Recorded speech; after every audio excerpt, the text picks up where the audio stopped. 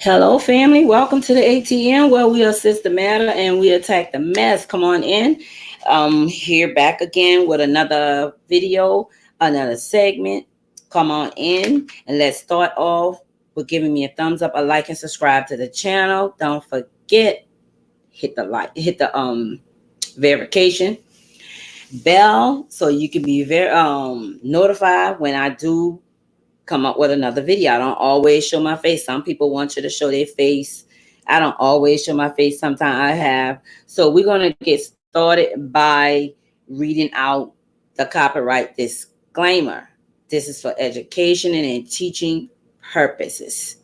It's under the copyright section of the 107 of the Copyright Act of 1976, allowances for fair use of educating and teaching. And everything, some of the things we're going to let you listen to the news reporting is alleged until everything else is final. And this is my opinion. Some things I might say, this is my opinion. My opinion matters. And your opinion matters as well. Come on in, being polite and respectful to everyone that's in the chat or will be commenting. They conversation, the words that they speak will matter as well. Excuse me. Let's get started. This is another video is important because I'm trying to bring awareness to the crime rate out here in Louisiana, especially in New Orleans. It's up top the roof right now. It just overwhelming, and it's so crazy because a lot of the women are being murdered right here, are being taken out right here in the city of Louisiana. But this one is coming outside of Lake Charles. I done a video earlier outside of Baton Rouge, Louisiana. I'm trying to keep my energy and not always do videos about murder. This seems it's the trend right now.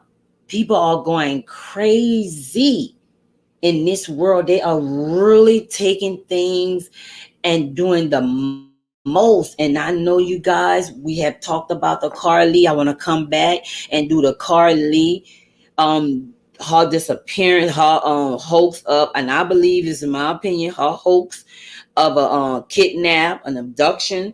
It comes down, but I believe some of the Hoover police officers are down with this, all alleged. But let's get started, guys. This coming outside of Lake Charles, Louisiana. A 21-year-old has been accused of murdering a man within 24 hours of being released. His name is Justin Melbrook, 21 years old, outside of Lake Charles. He was released from a Lake Charles Correctional Center on Tuesday, right? Around 6:54 a.m. in the morning, Tuesday, after serving at least a year or so, I think. I'm not certain, but I know he served some time because of it was a possession show. He was convicted of possession of a firearm, and he was a felon. He was not supposed to have this, this gun upon his possession. That's what I know because of a felon. Well, anyway, let's continue. On Wednesday, about 12:30 a.m., Lake Charles police was called out to an apartment complex regarding a shooting, right? Upon that arrival, according to the police, a 20-year-old Jaden Shelby was found with multiple gunshot wounds and was pronounced dead on the scene. Shelby was sitting outside his apartment complex when the 21-year-old we're talking about, Justin Melbrook, and another 20-year-old, Andrew Dupas, approached him. A verbal argument began between Melbrook.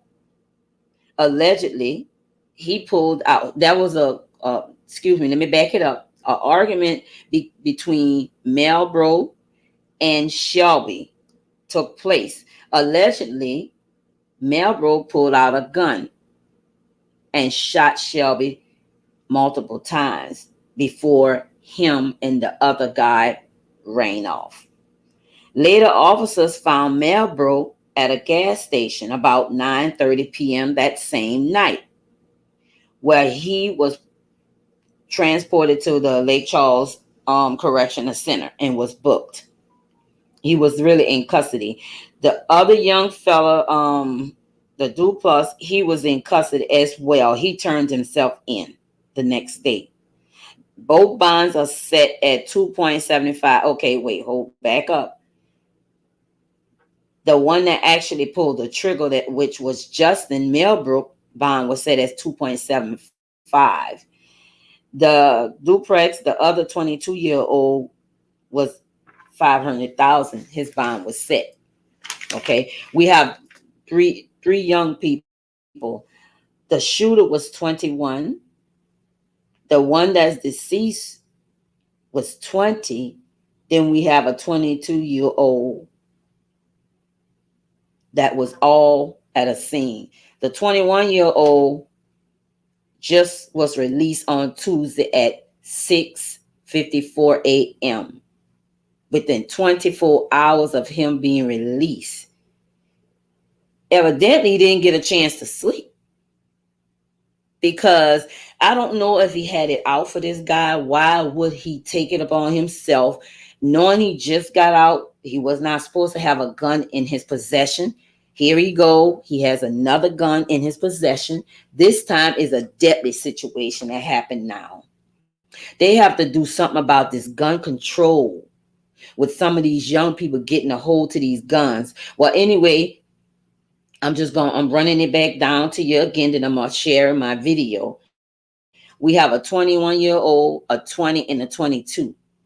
They approached this young man. A witness said he was actually sitting down at his apartment complex when these two guys walk up to him and approach him. So we don't know for sure what was the argument about. We don't know if this young man had a grudge against him and he couldn't wait till he got out, because he didn't give no time within this to find this young man outside of his apartment sitting there. What if he had a gun as well and it wouldn't have ended up as well, and he could have been the one dead just getting out? So I pray that the family are taking heed to what is going on with these young people today. And then after they commit the crime, they flee, ran like cowards. But if you're a man enough to go and approach this young person at an apartment complex, the devil is riding these young people so heavily, they don't even think not to let a person's life pass by. Was not worthy. Where was his, how the saying is, why my brother's keeper? Who is my brother's keeper? These young people are not realizing, can you be your brother's keeper? Can you not take it upon yourself and kill your brother? Take him out of here. Behind a dispute, whatever it may be. Let me share the screen with you guys one more time. Let me go back into here and share the screen so we can get started. And then we'll continue on to talk about it. Just want to get a brief take.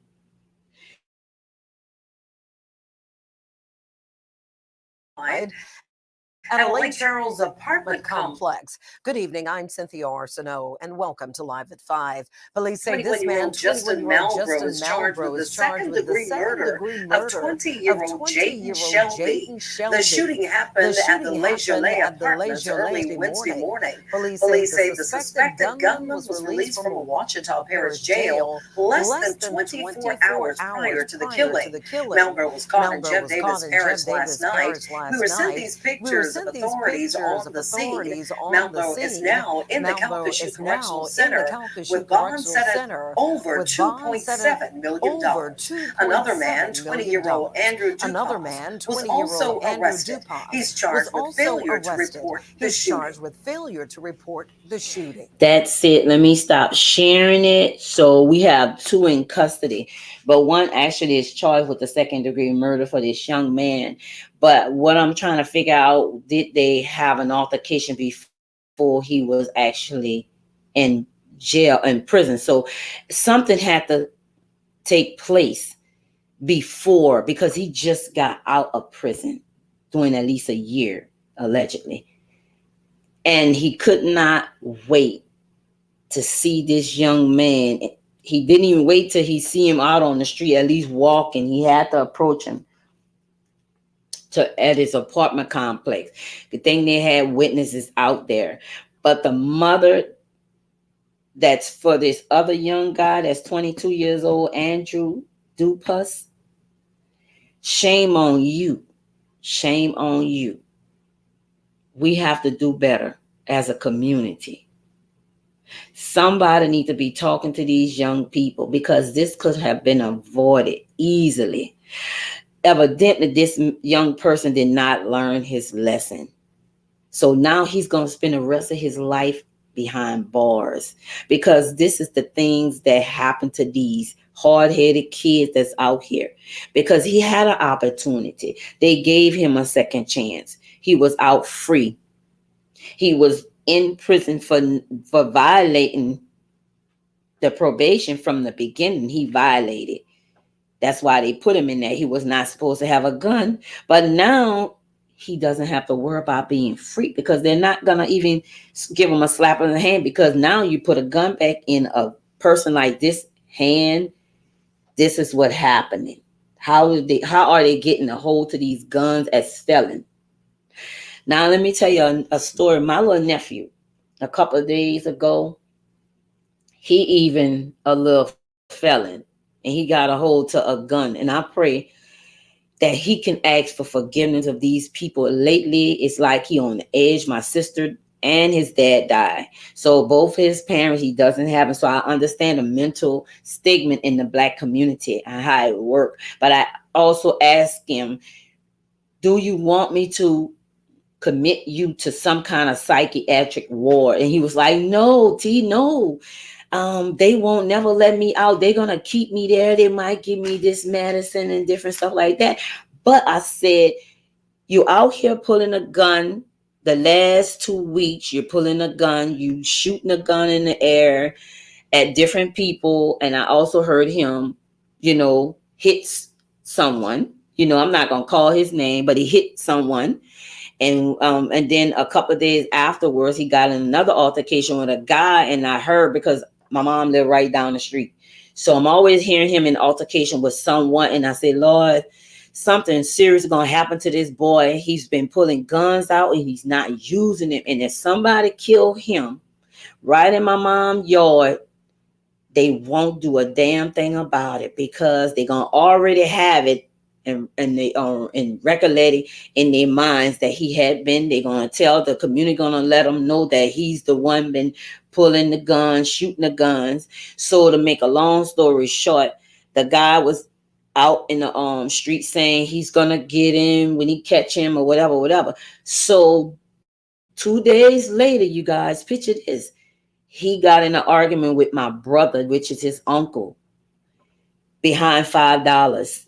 Now, this is dealing with drugs. I just want to let you know this is the way it happened when they're on these drugs and they're doing all sorts of things. I don't know what be going on by me living so close.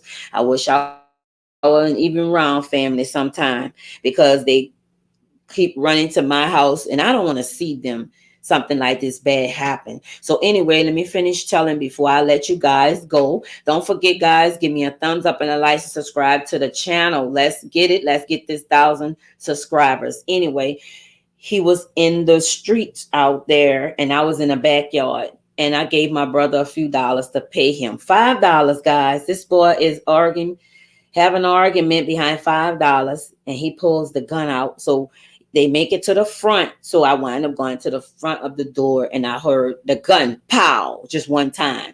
And my brother ran closer to my door while I said, what happened? I heard the gun. And he said, he just shot me in the knee. And my nephew down there saying, no, I did not. I said, stop the goddamn lying. I say, I heard the gun. You did what you did. And I told my grandbabies, give me the the phone number. You know, we try not involve the police, but not down here. They're not as bad as some other places where they just come out, guns blazing, ready to kill and shoot. But when you tell them that these children have guns, then they have the rights to do this to protect themselves in the public. Well, anyway, my brother shows me the little skimming of the bullet in his knees and stuff. Why would you lie? And we're right here. All this unfolding within minutes and seconds. Why would you lie? And I told my grandkid, give me this phone. I said, I'm calling the police. You know, I was hysterical. I was cursing. I said, I'm sick of you. All the arguments, the last goddamn few months, everything is you. You. And with this gun, you're not supposed to have the gun, for one thing. I don't know how he's getting these guns.